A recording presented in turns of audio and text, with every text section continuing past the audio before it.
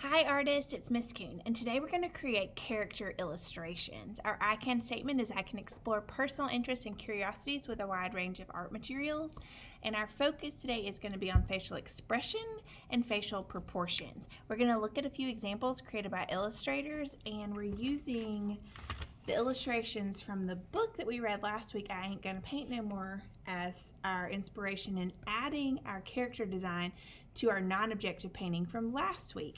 So you're going to need your non-objective painting, a blank sheet of paper, a pencil, and a black marker. I have Sharpie markers that I'm going to loan to the students that are here, but if you don't have a Sharpie marker at home, you can use any black marker or a black crayon. So let's look at some illustrations. An illustration is an interpretation or visual explanation of text, concept, or process. It's usually an image that shares information. Illustrations are often used in posters, books, animations, video games, and films. Illustrations are created by an illustrator. Illustrators are responsible for a character design. They usually create the character by doing several different sketches with different facial expressions and emotions. Facial expression is a nonverbal form of communication. It's a way of communicating your emotions with your eyes, your nose, and your mouth.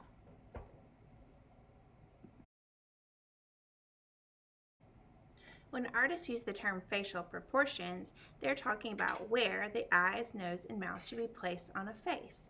This is an example of facial proportions that shows that the eyes are in the center of the face, and we'll talk a little bit more about those details in a moment.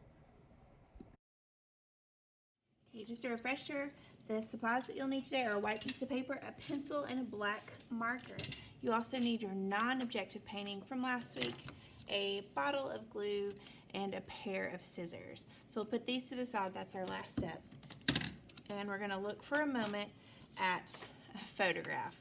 So remember, with our facial proportions, the eyes are right in the center of the face. And the best way that I could show you that is true is to take this photograph of this little boy, fold it in half so that I have a center line, open it up, and you can see, I'm going to use a highlighter, but the center line is right in the center where his eyes are. So I'm going to be sure when I draw my character's eyes that they're right in the center of his or her face. I'm putting this to the side.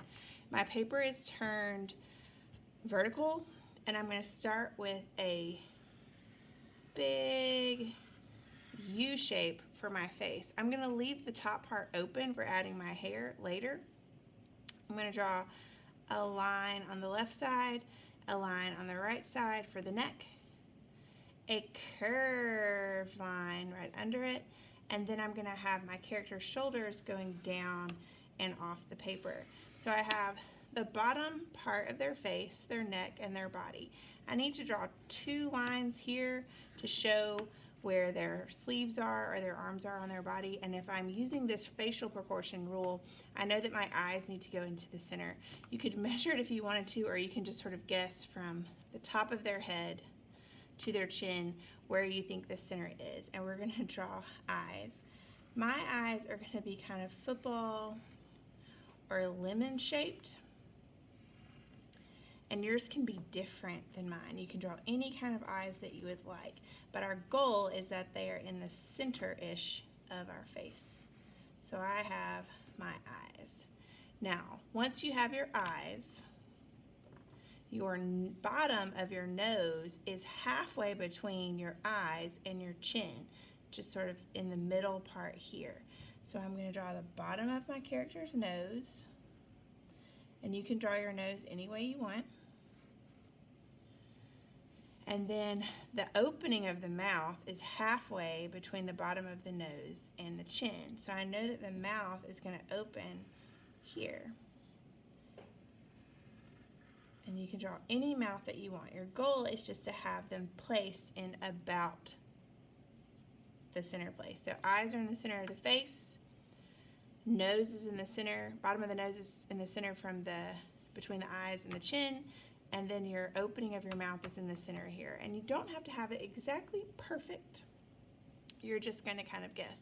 And from here, you're going to get to add any details that you want. So you're going to design your character's hair, you can design your character's clothes, if they have ears showing or earrings or caps or hair bows or anything extra that you want to add. So I'm going to speed up my video so you can watch me draw my character.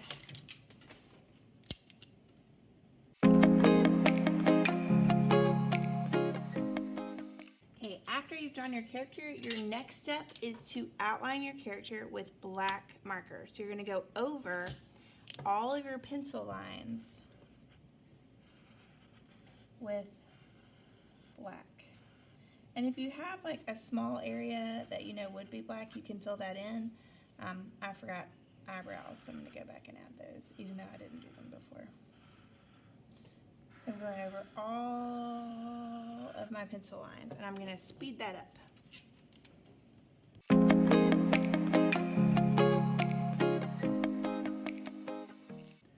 Okay, my next step is I want to check to see if I got off of my pencil lines anywhere, and if I got off of my pencil line, I'm going to use my eraser and kind of clean up those little spots where my Sharpie isn't quite on the line.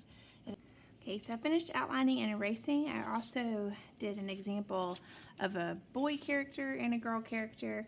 After you've drawn them and outlined them and erased your lines, you're going to use your scissors to cut out your character. So I'm going to speed that up really quickly.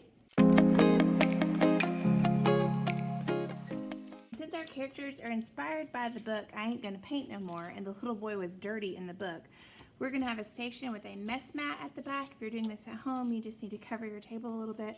We're going to use just a little bit of our watercolor paints and water to add a little splash of color to our character. So I'm going to wet my brush just a touch, and I'm going to pull my bristles back and flick just a little bit of paint onto my character so he looks messy.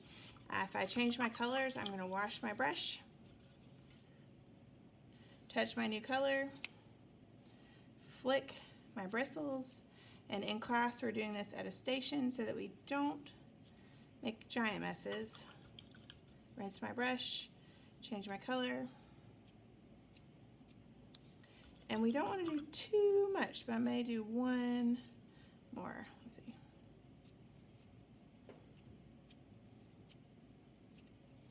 So my character is messy like the kid in the book, and I need to give him just a second to dry. Okay, and then I'm going to take my splattered character illustration, my non-objective painting from last week, and I will do just a dot, not a lot, a little bit of glue on the back of my character, and then I will place my character on my non-objective painting. You can share photos of your art on Instagram at Kuhn Art Room or email them to Miss Kuhn at amkuhn@auburnschools.org. I can't wait to see what you create. Bye!